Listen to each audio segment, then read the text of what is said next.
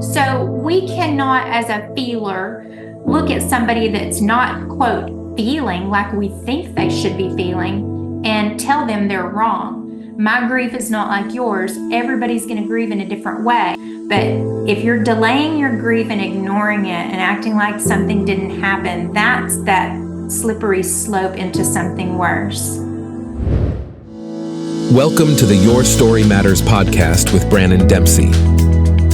Your Story Matters is dedicated to help survivors of abuse grow in their healing and recovery from trauma. While we may not be able to change our beginning, we do have the power to change the ending.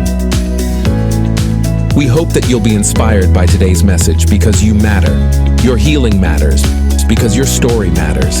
Here's Branon.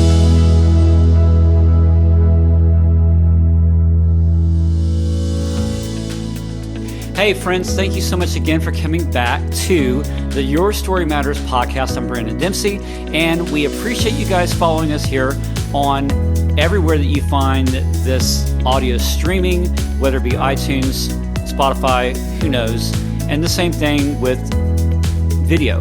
If you're watching by YouTube, Facebook, we appreciate you guys and thank you for your support. And I do ask you, would you please hit the subscribe button so that way you get all the brand new episodes when they drop, because we are excited to bring you great topics and greater guests like who we have today, Theo Boyd. I'm going to get to her in just a second, and I'm just pumped because I've been trying to get her on now and do just crazy schedulings, and it's just so great when you find wonderful people that have lived and survived their trauma, but they're able to not just talk about it, but put it in the context of how it helps you. And this is the whole thrust of every show that we do, because this is about you. So as it is about you, I do invite you to please drop a comment as you're watching or listening and let others know not what you're learning, but maybe what other people need to hear in your reflection to what's being spoken today. So thanks for joining us. Let's jump right in. Theo Boyd is the author of My Grief Is Not Like Yours. And we're going to get to that book in just a little bit, and super excited to have her on. So Theo, welcome to the podcast. Awesome to have you. Theo, would you please do us the honor to tell us who you are and what you're about? My name is Theo Boyd. I live in Lake Whitney, Texas. So I'm actually sitting right on the lake, which you said yours needs to be filled up and ours is overflowing. So we do need to get a channel going to you. Yes, I got a water bottle right here. Yes, I'm a farm girl. I grew up on a farm here, just about 15 minutes from where I live right now. And my parents were peanut farmers. And I moved away after high school, of course, and started to do life. And now 30 years later, I'm back. But I was a high school English teacher in Waxahachie, Texas. Have you ever heard of that? Yes, of course. I taught high school English, 10th grade, and creative writing for 10th grade, 11th grade, and 12th grade. And July of 2019, I was at home for summer break, and I got a phone call that there had been an accident on our family's peanut farm. And I drove about an hour south. It's right outside of Hillsboro, is where Whitney is, and our farm's in the middle of Hillsboro and Whitney. And got there to learn that my father had accidentally run over my mom with one of the farm tractors. Oh. And they were 6 months shy of their 50th wedding anniversary. So we had to transition from preparing for that celebration to preparing for my mom's funeral. So I'll go ahead and walk you through my grief when it started. And then I'll go through the last domino to fall, so to speak, and all the griefs that are in the book, because it was what I like to call rapid fire loss. So I lost my mom July 29th, 2019. This July will be 5 years. And then shortly after that, I took family leave from school. I stayed with my dad to make sure, that he was going to be okay, when I knew deep down that he would never be okay again. My dad was a retired minister in the area. He preached Bethel Bible Church here in Hill County for 33 years. And he was a farmer rancher. So he was a farmer, rancher, and preacher. And he would always joke and tell people, Sue, that was my mom's name, Sue got a double whammy, farmer and a preacher's wife. But I got us into some pretty vigorous and intense, complicated grief counseling. And it was with a great friend of mine who'd been my counselor for about 18 years, and she was my dad's age. And a lot of people have asked, well, why did you have a counselor? Well, everybody should have a counselor to exercise that muscle that we don't think about, which is our brain. And I was very proactive with that. I would go talk to her just about anything going on in the classroom, that I was stressed about, anything that was going on at home with a teenage daughter. I have one daughter who's now 25, just graduated law school in Houston. Congratulations. Thank you. And I had this counselor who had become a great friend. I respected her so much. And she counseled my dad and I in this great counseling. And I was so thankful for her role in my life to help my dad. He found a confidant in his grief, which is so important. Yeah. And she died suddenly. She died February 9th of 2020. So a few months after that, I learned that my husband had been having an affair. Everybody grieves in their own way. And grief brings everything to the surface. And so I had to yet experience another loss and another grief, which is a divorce. So sorry. And thank you. Then I moved down to be closer to my dad. And on Father's Day morning of 2022, so this Sunday will be 2 years, I went with my dog here to surprise him with breakfast that morning because my sister and I had spent the day with him the day before. I hadn't planned on seeing him on Father's Day. And we'd spent the whole day with him and had a wonderful day. But when I got to the farm that morning with the breakfast in hand, I found that my dad had taken his life. So all of those griefs and all of that trauma and all of that loss, the whole time I was journaling. I was writing everything down. That is something I stress to people that are experiencing loss, is to get it out of you, whatever the outlet is. And my outlet was writing. My dad had been a writer his entire life, written short stories, written sermons, written funerals and poetry. My dad loved to write poetry about the farm. So I got everything out of here and put it on a page, and it's now a book. And I look back at all of it, and I don't know how I did it, but I do know how I did it. And it's those F words that I talk about in my book: faith, family, friends, foundation. And I had such a strong Christian foundation on the farm with an exemplary mother and father. And it is because of that foundation that I'm able to go out now and help others that may not have had the greatest foundation, and they're going through something traumatic, because I know how to help that person with what I've went through, but it's only because of the foundation I had. Wow. Well, we're talking today, our topic is down in the dirt of grief. And the way trauma impacts the brain and body is so profound. No matter if you were a child and experienced abuse or trauma, or an adult experiencing abuse or trauma, the impacts on the brain is phenomenal, and how the body responds.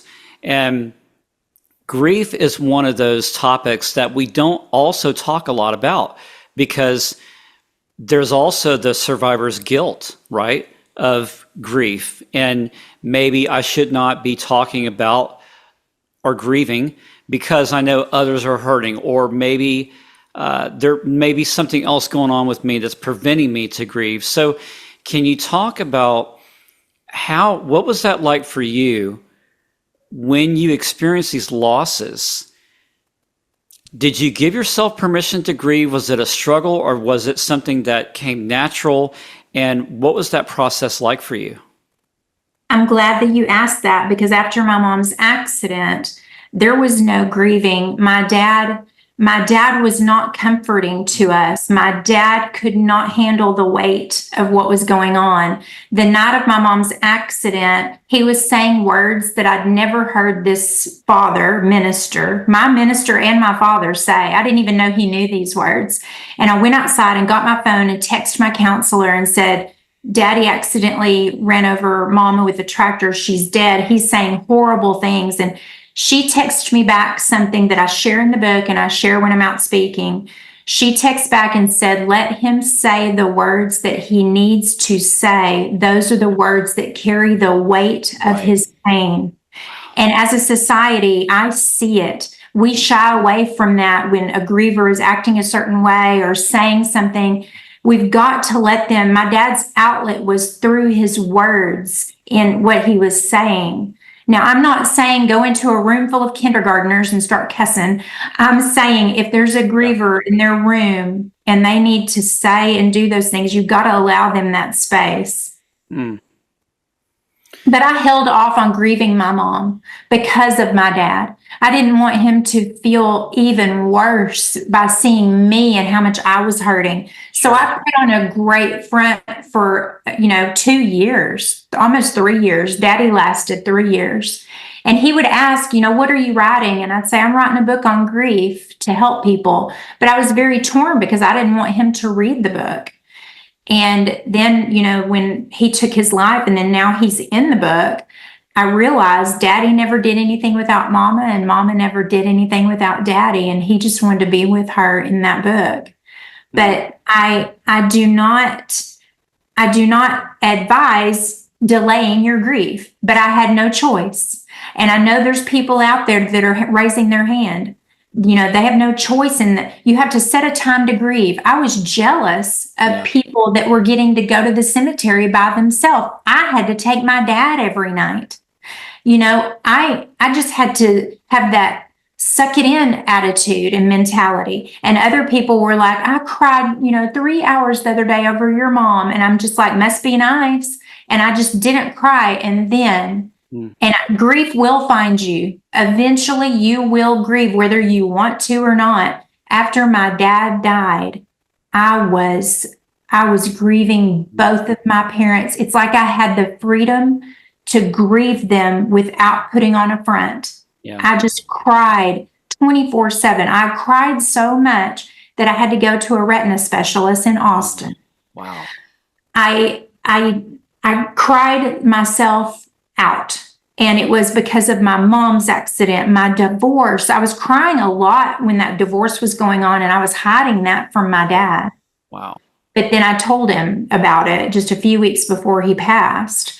But all these griefs were inside. And sure, I was writing, but I was crying them out after, my dad died. So there may come a window there where you feel the freedom to grieve. And I sympathize with those of you out there that can't grieve when you really want to. I was really wanting a good cry at the cemetery, and I just could never do it. And now when I go there, I'm not crying. I'm just more reflecting and really looking at their story and how they're, even in their deaths, their testimony is still helping other people. My mom was 74 when she passed here in Hill County. My parents had an amazing reputation and testimony here for helping people and ministering the church. My mom had 1,000 people at her funeral. That is unheard of in a small Texas town for a 74-year-old. Wow. And they came out in droves to help and be there for my dad. And then my dad, I think, had around 700 at his funeral. So I'm not saying that to brag on numbers. I'm saying that because we do things with our life and we don't think people are watching, but they are watching. And a dear friend of mine, and then I'll hush because I'm you ask me a short question, I give you a long answer. That's what this is for. I could carry on a conversation with a fence post, but Linda Davis is a great friend of mine. She used to sing with Reba McEntire. People know her from that, does he love you? Like you love me. Anyway, she's a great friend of mine, and she gave me an endorsement on the back of my book. She called me the day after my dad. I had texted her. She called me. She's an amazing Christian influence in my life. And we don't get to talk very much, but I'm so thankful we talked the day after my dad died, because she said, people are going to be looking at you and how you handle this situation. Yeah. And boy, if that didn't ignite my fire, because I realized if they're going to be watching me, then I'm going to do something with this. I'm going to do something so great with this. Because if they're watching, I'm going to show them. I'm going to show them what hope does for you. Wow. And I'm not going to let the devil and Satan drag me down, because believe me, I'm a target now. He doesn't want this message going around. He doesn't want this message spreading, the good, And I always go back to Romans 8:28. Romans 8:28 was my dad's favorite verse. And when my cousin, who's a minister, got to the house that morning, I shoved Daddy's Bible in his chest. I don't even remember doing this. And I said, Romans 8:28, Romans 8:28, Romans 8:28. You have to preach Daddy's funeral with that verse. And he just said, okay. Well, later he explained the difficulty he was having because that verse says all things work together for good. And he couldn't wrap his brain around how his uncle's suicide and how the good in this. Yeah. But after he preached it, he said more people came up to him and said they'll never think of that verse the same again. And what was that? What was it that he said? All things work together for good. And sometimes, all the time, God, when God says all things, he doesn't necessarily mean all good things. All things work together for good. And I see now that their lives, the way they died, is all for the book and how many people it's touching. So my parents, there's no telling how many people Daddy witnessed to throughout his life. We'd be at a gas station and I'd be like, where's Daddy? And Mom would say, oh, he's over there talking to some motorcycle men. And he'd be in the middle of a huge motorcycle caravan witnessing to men and women and just making them laugh. He was 6'4", this tall, charismatic individual you see in that picture back there. And he was just funny, and he was everybody wanted to be around him, an amazing character. So there's no telling how many people he brought to the Lord in his time on earth. But guess what? He's bringing people there now, even in his death. So I always say there's the two most important days of your life are the day that you were born and the day that you know why you were born. And I know that I was meant to write that book. There will be other books. I'm working on a second book now that'll come out next year. But this first book, My Grief Is Not Like Yours, that's the book with the story of Joe, Bob, and Sue. That's the book that I was put on earth to write. So when you say that title, My Grief Is Not Like Yours, what does that mean? I'm so glad you asked. You're asking the best questions. I did not write. Just wait, because I got more. I did not write that title with the intention that people would just read about my grief. I wrote that so when someone holds that book and they own that book, they can own that title for themselves. Very early on in my grief with my mom, I was feeling very unheard in my grief. All my grief was getting hijacked, so to speak. And those of you out there know exactly what I'm talking about. You lose someone and everybody, very well-intentioned friends and family, they want to help you by offering a comparison to when they lost their mom and how they dealt with it. I could not hear what they were saying because all I kept thinking is, my grief is not like yours. If your dad didn't run over your mom with the tractor, I can't talk to you. I can't relate to you. Right. And so that title has never changed. My grief is not like yours, because that's all that kept ringing, echoing in my head. The chapters may have moved around, and of course I had to add Daddy into the book and it fit beautifully, but that title has never changed. And that is so that the person reading the book can own their own My Grief Is Not Like Yours. And after each chapter, there's questions for the reader relating to the chapter where they can go in and journal in their own grief and put their pain on its pages. Wow. That's fantastic. There is so much so much in your story. It's a lot. What does it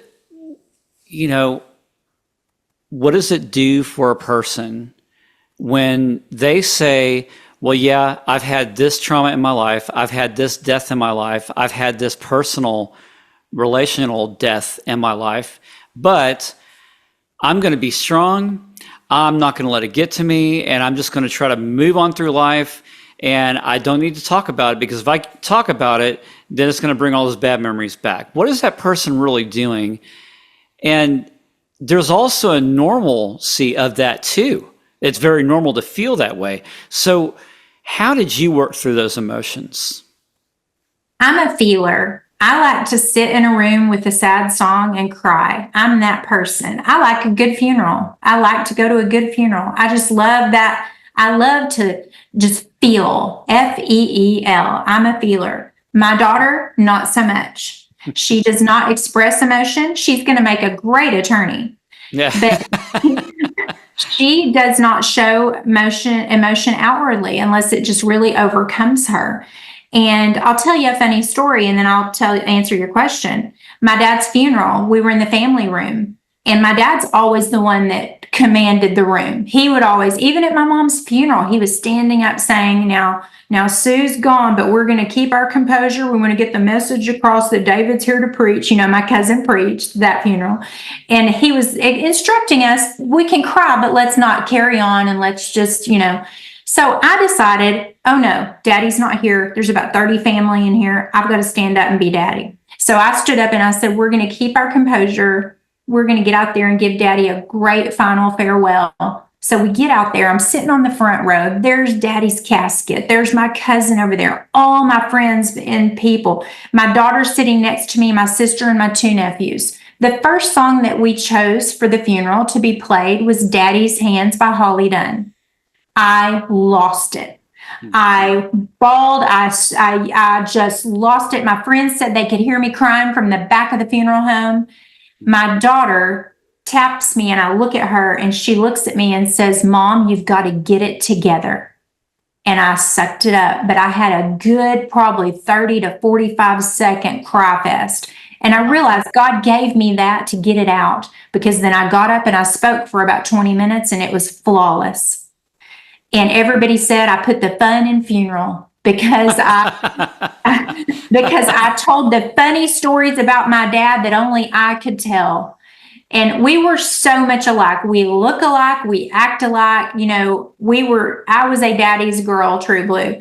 But in telling you that story, my daughter does not express emotion and she likes to keep things in. But she did inform me that she is in counseling and that she's going through a normal process of grieving in her way. So we cannot, as a feeler, look at somebody that's not, quote, feeling like we think they should be feeling and tell them they're wrong. My grief is not like yours. Everybody's going to grieve in a different way. But those of you out there that are delaying your grief and you know who you are, I'm pointing to you right now. Grief will find you. And Gail, my counselor, was very concerned that I wasn't grieving my mom because my dad was still around and I was in front of him all the time. She said, if you don't eventually grieve your mom, it will come back to haunt you in a very great depression. And she was so concerned for me in that way. So I did find time to grieve my mom. And then my dad passed and I grieved her greatly 3 years later. But if you're delaying your grief and ignoring it and acting like something didn't happen, that's that slippery slope into something worse. So true. When my dad died back in 22 or 21, I remember my therapist said the same thing. Branon, you need to take time to grieve. And it wasn't just have a good cry is what he meant. But see, my dad was a hand in my trauma and sexual abuse when I was 6. So grief for me was different, as you say, from your grief. And many people would probably not respond well to this, but grief takes different forms. And like you said, everybody expresses grief differently. For me, my therapist said, because this goes beyond my dad, my abusers go way beyond than just my dad alone. But my therapist said, Branon, you need to take a pillow and go somewhere privately, quietly, where no one can hear, and hit the pillow and allow that rage to come out. And I remember I've never had quite an experience like that before. And so awesomely, when I must have been in there for an hour, like you, just crying nonstop, hitting the pillow, releasing all that anger. And then my wife at the right time, she comes right behind me and she puts her hands on me. And she just said, And she just said, I'm here. That's so supportive. Yeah. And, it's, I think that's what many survivors need is not just words, but just to have somebody sit with you. And even just to say, I'm here, or to say nothing, because their presence being there is a part of the consoling of that grief that we need. Not that they're taking anything away from us, but they're they're fostering that environment to grieve. Can you talk a little bit about how that is important for a survivor? I don't know how you touched so perfectly on this. So several keynotes that I gave last year and this year are called In the Room. It's the power of being present. Mm. And I do want to plug a friend of mine right now, because you said just to sit with you. She wrote a book called Can You Just Sit With Me, Natasha Smith. And it's another great grief book. She had a lot of rapid fire loss. Natasha Smith, Can You Just Sit With Me? Great book. What I love about her book is every little bit she'll talk, but then she'll put a scripture in that backs up what she just said. Wow. So she's a great friend of mine just through the social community. I've never met her in person, but I've been on her podcast, and she's another one you should have on. She's wonderful. Sure. But I'm going to talk to you about a chapter in my book called In the Room. My mom was profoundly deaf. She lost her hearing when she was 18 months old, and she did not speak or communicate until she was 10 years old. My grandparents, they lived in Osceola, Texas. That's right outside of Itasca.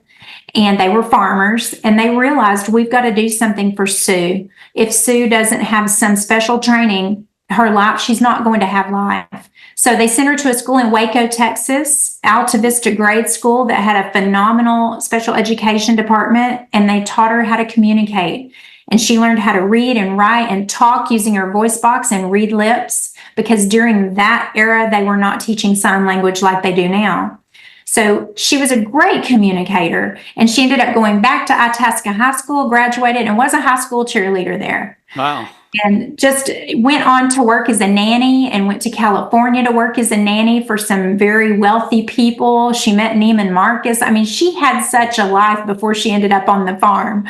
But my mom, in 2018, this is a year before she passed, I took her to a women's conference in Dallas. I wanted to take her out to dinner. My mom was a strong woman, so she wanted to go hear some strong women talk. And we went to this conference, and we got in the room, and there was probably about 5,000. We were about a half to 3/4 of the way back. And I immediately sat down, and I was always looking for a way for her to hear. There were no teleprompters. There was no way that she could read their lips because we were too far away. And I looked over to her, and there was nobody even doing sign, because even if my mom didn't use sign, she could read it. So I just looked to her, and I, lipped to her, I'm so sorry, you cannot hear them. And my mom turned to me and said something that has never left me, the power of this statement. She said, I'm just happy to be in the room. Wow. And in the book, I talk about her presence. She was an expert at being present. We would go to events where my dad was this loud, phenomenal, charismatic speaker, and my mom was quiet, preacher's wife, sat still in the room, and you didn't think she knew anything that was going on. But yet when we got home, my dad would say, Sue, who was that? And what did they say? And what was that about? And who was that? And my mom knew it all. She knew it all because she was present. You don't have to even hear to be present. Yeah. So what can we learn from this woman, this phenomenal creature that was my host? She was in a room, but she didn't have to put on any big thing or say any big thing or do any big thing. She didn't even hear, but she was present and knew what was going on. And in the book, I go into detail about the last time I was in the room with her, and how me and my dad and sister just sat there with her. And what was so familiar in that last time with her was her presence and her silence. So the power of being present, I say in the book, never underestimate the power of being present, the beauty of being. Just be. Go to somebody's house that you know is struggling and just say, I'm just here to have a cup of coffee with you, or to sit if you want to talk, or to sit if you don't want to talk. So I feel like my mom left that example that I need to share with the world. So this for you brings a lot of memory, a lot of emotion, and everything that we talked about today. If you could have a billboard anywhere, what message would you have on it? John 3:16. Okay. And I've seen billboards that say that. Yeah. But, if I have to keep it simple, because if you clutter a billboard up, nobody can read it. And if I say everything I want to say on a billboard, nobody can read it. So maybe it would be a QR code to my book, or a QR code to what I want to say that's in my book. And, and that's what I told people early on, and early on in your grief, you feel unheard, get out a piece of paper, number it from 1 to 10, 1 to 100. I call it 100 things in my exercise in the book, and just start writing down first top of mind things that come into your head about the person you're grieving or what you're grieving.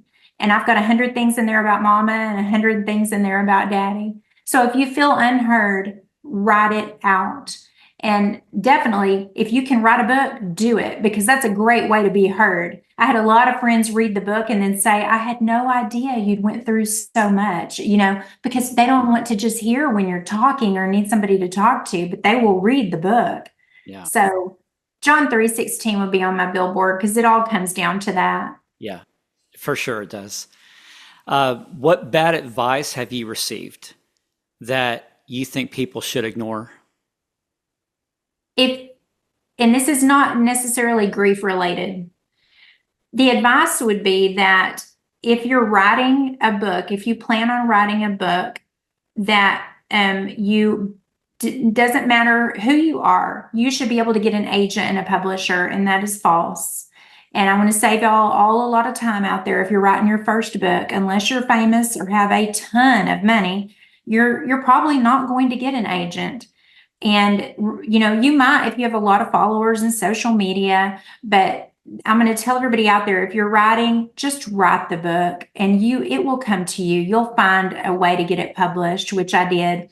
But I spent a year and a half with a 52-page book proposal trying to find an agent and a publisher, and it just never happened.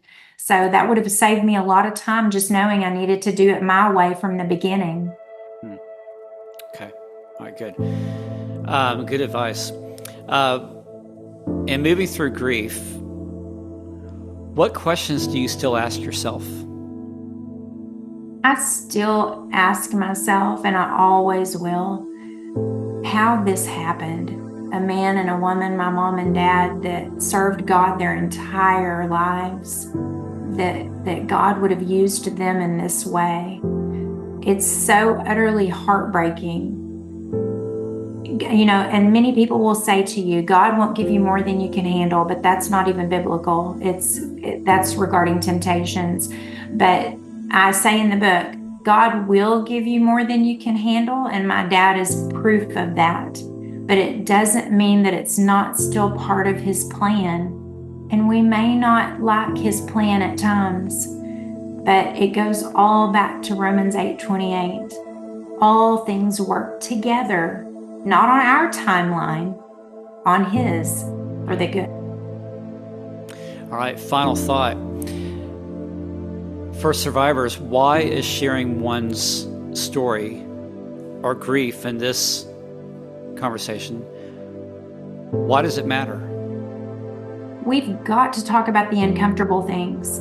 If we don't, then there's so many people out there that are just feeling alone and in this horrible black solitude of grief.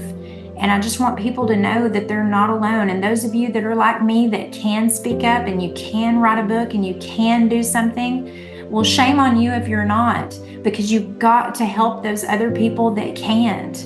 And I've met so many people on our Texas book tour, and they've come up to me with tears in their eyes, holding the book saying, I went out to the cemetery. My son, was killed in a car accident, and I read him page, and I don't remember what page it was, but it was where I really talked very raw and deeply about the cemetery. And I wrote the book because I needed a book that hit me as hard as I'd been hit.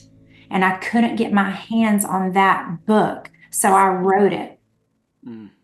Wow. So speaking of your book, where can people find it and where can people find you? ThinkTheo.com. It's THINK, like think of an idea. Think Theo, THINKTHEO.com. And you can track my events on there and where I'm going to be. You can email me. You can get on my newsletter, which is a once a month email. And the book is sold anywhere that books are sold. If you want an autographed copy, you go to my website and get it. Amazon, I think it's on sale right now on Amazon. And of course, I'd love to see you out at a book event. And if you can email me and give me feedback or leave a review, that nothing gives me greater joy than reading that my story is helping someone. Yesterday, I've got to share this with everybody. Yesterday, we received the Indie for independent book published, the Indie Excellence Award. Wow. For the death and dying category, and we were a finalist in the grief category, and that's a huge win. That's Congratulations. Thank you. That's thousands of entries, and we won the death and dying category. And last year, we won American Best Book Awards for our book cover. Wow. And that's out of all genres. Yeah. We won book cover, American Best Book Awards. And this is just a picture of the farm. And it's some of my favorite colors, but it's ominous in a way. And It has some raised lettering. My daughter loves to read, and she said she would buy the book just because of the cover. And a lot of people are like that. But there's just, I don't even remember what your question was now. I got off on all the awards the book has won, and I'm so happy. Yeah, that's amazing. Well, Theo, it's been an honor to have you as our guest today as we talked about down in the dirt of grief and exploring what you went through, your emotions, your grief. And it's so amazing how your story is touching so many people and it's being used in so many ways to help others beyond what we even realize. And so thank you for responding to that call to write out your message like that and to give hope to others. So we're just amazed to have you on here today. Thank you. Thank you so much. And I just realized when you said down in the dirt of grief, we didn't even touch on that. So I'll end with this. Okay. When you're down in the dirt, whether it's from trauma, abuse, loss, the heavy grief, just remember that God's using those tears to water you, just like that seed that the farmer plants deep down in the earth. Those tears are just water so that one day you will come up again to hope and sprout and bloom again. That's amazing. Theo, thank you so much. You're a blessing, and we appreciate you being here with us today. Thank you so much for letting me share the story, the love story of my parents. Yeah. Well, everybody, the book, My Grief Is Not Like Yours, Theo Boyd, and we're so glad to have her today. Thanks so much for having us in your device and playlist, and we appreciate you dropping a comment to let others know what, not just you're hearing, but what you're encouraging them based on what you've learned today. And we ask that you'd also subscribe to the Your Story Matters podcast because your story matters too. Thanks so much for being here. We love you, and we'll see you back here next time. Bye. Thanks for joining us today on Your Story Matter podcast with Branon Dempsey. Please kindly rate and comment on today's podcast. This has been a Your Story Matters digital production. Copyright 2024. Hope you were inspired from today's episode as you grow in your recovery from trauma, because your story matters.